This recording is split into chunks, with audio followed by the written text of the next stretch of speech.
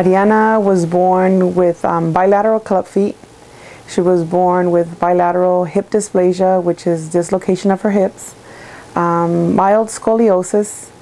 She has arthrogryposis, and she was born with the deformity on her right hand.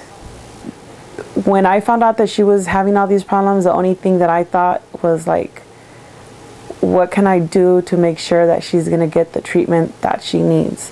What do I need to do? Sometimes as a mother, you think, did I do something for her to be born this way? I am a single mom.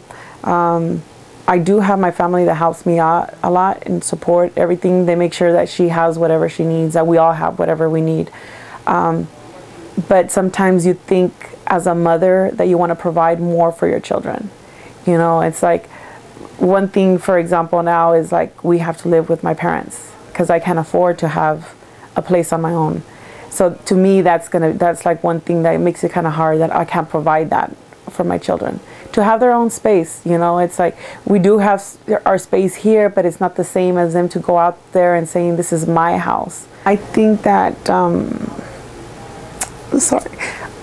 lot of her progress has been two programs that have helped her a lot.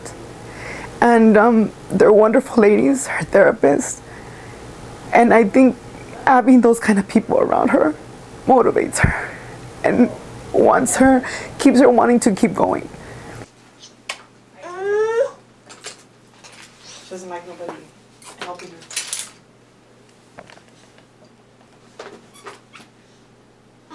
Yes.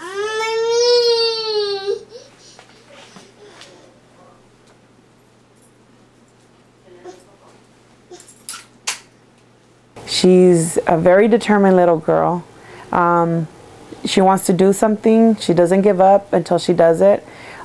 She's the type that can fall. She picks herself up and she continues doing what she does.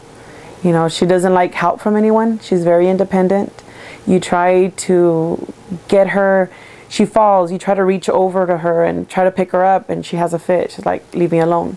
One of her biggest thing was trying to get from this room to the next room because of the little step, you know, and just seeing her, how she was just sitting there and studying her and looking at her, how she was looking at the floor like, okay, how am I going to do this?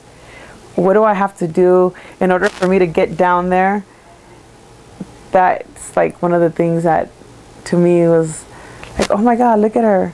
She's so small and she's already thinking out and she's planning the whole thing, you know, how she's going to do something, you know, that's to me, that's something good.